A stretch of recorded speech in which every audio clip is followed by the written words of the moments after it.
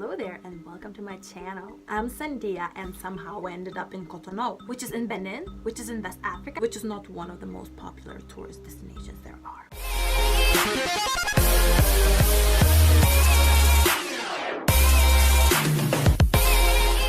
I'd never been anywhere in Africa before, and honestly I had no idea what to expect whatsoever, but you all know what they say. Just discover great things in life, you just gotta get out of that comfort zone, because that's the one that's holding you from achieving what you really want to achieve in life.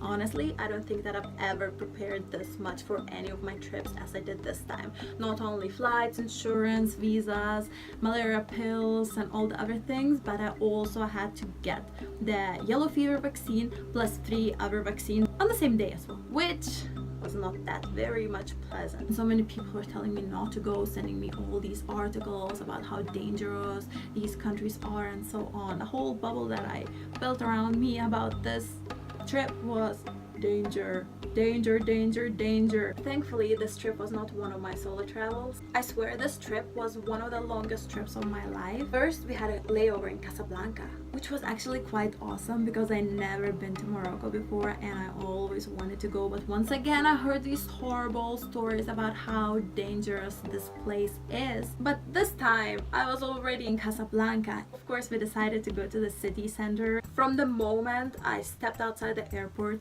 I could feel men staring at me. It was insane, and I can tell you this feeling was so uncomfortable. So what we did was we took a train for 1 hour into the city center, walked around, got lost in some fabric shop streets because there were like these fabric shops everywhere and all of them looked identical. Then finding a restaurant, getting lots of Moroccan food, which was so delicious by the way, and taking the train back and getting back into the airport. The only uncomfortable thing I actually experienced was people eating me alive with their eyes. Otherwise, everybody was super friendly, food was delicious and so cheap. After another 5 hours on a plane, we finally reached Cotonou. The weather there already was so much warmer. It was still dark because it was only 5 a.m. in the morning, but the air was so polluted. It was crazy. It was so much worse than in China. As soon as we got into the airport, there was a man wearing a white robe and checking for our yellow fever certifications. If you didn't have one, they would not let you into the airport. But then where would you go if you can't get into the airport and you cannot get back to the plane because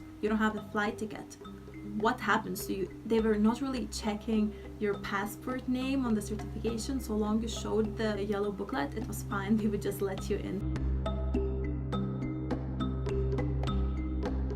The house that we were staying at was huge. It was a private house. It had 5 or 6 floors. I kind of lost count. It had around 20 rooms, huge rooftop, gym, terraces. It also had maids, so we literally didn't have to do anything. As soon as we got to the house, we looked around and then to the rooftop to see what's around there. However, it was dark, so we couldn't see that much, but the light came up eventually and these were the views. On the same street you could see these huge mansions and then you could see these small sheds that were almost falling apart. The gap between rich and poor was really huge. Since our travel was super long and we didn't sleep for about 24 hours, we were exhausted and took a nap. We woke up in late afternoon and when we looked through the window, the view was different compared to the morning. There was more life, there were people on the streets, everybody was doing something, selling something. You could see women carrying these heavy things on their heads, having babies wrapped around their back. As soon as we woke up, maid served us the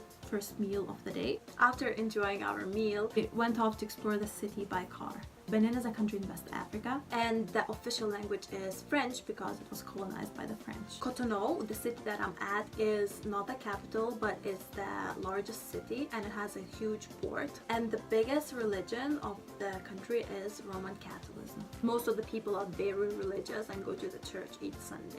Out there we could see many people selling something. You could honestly find anything on these streets. Also, there were chickens running everywhere together with goats. The roads were super uneven, but as long as you got into the main road, it was all perfect and all straight. And the streets were super loud because of these crazy motorbikes. The air was so polluted and so dusty. Since it's January, it's the cold season, and apparently this was the African winter, which was already 30 degrees. I don't think I've ever seen this many barber shops as I have in Cotonou. You could honestly find one on every single corner. And one thing that I'm so jealous about, women, they can just walk in and get their hair from short to long, from curly to straight, and any way they want, just like that. That's not fair. I want to be able to do that too. On the streets, you could see men on motorbikes wearing these yellow shirts, and apparently those were taxis. They also had taxis there, which were like these much nicer cars, but they were really hard to find, and I think you just had to make a call for them to come and pick you up. I could see men wearing taxi shirts, but I also saw men wearing these yellow shirts. So if you just put the yellow shirt, can you just become a taxi driver? That's what I wonder.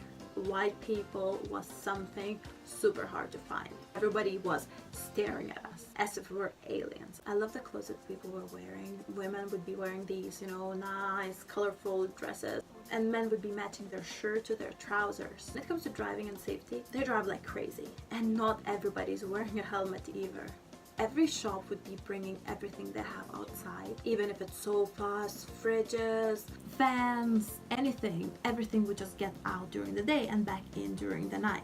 Thankfully, it's not raining. We were told that Cotonou has these international supermarkets, and we were taken to a few of them to just check it out and get some things we needed already. So first we went to a smaller one, and it was crazy. The supermarket honestly felt like being back in Europe. Not even in Europe you can find so many international things in one place. There I even found Swedish bread. After this one we were taken to the bigger one, and that supermarket was insanely huge and had literally anything you could possibly need. And this was also the only place where you could actually see foreigners. It's like this foreigner gathering center for European food. Of course, I checked out the prices. A bottle of Absolute would cost around 50 euros. You could also find Polish vodka. It was even cheaper. Pringles would be 3.40 euros. I was comparing the alcohol because I got that idea only when I was in that section of the store. Not that I'm an alcoholic, obviously. The prices in the supermarket were more expensive than back home in Northern Europe. If you bought things anywhere on the streets or in the local shops, it would be super cheap. After checking out and getting some things at the supermarkets, we were taken to the beach club. And it was super nice. It had a huge pool, even a Christmas tree, many comfortable seats, and let's not forget to mention this long red carpet leading all the way to the sea. That's it of my first day in Africa. Of course, I didn't do too much because I slept through half of it, but still seen something, got that feeling of what Cotonou is like. However, keep in mind that this is just the first video of my African travel. There will definitely be more. In the next video, we will be exploring Cotonou by foot, and we'll end up at this great beach party at the Obama Beach. Make sure you hit that subscribe button below, turn the notifications on, as well as give this video a like. Thanks for watching and see you next time!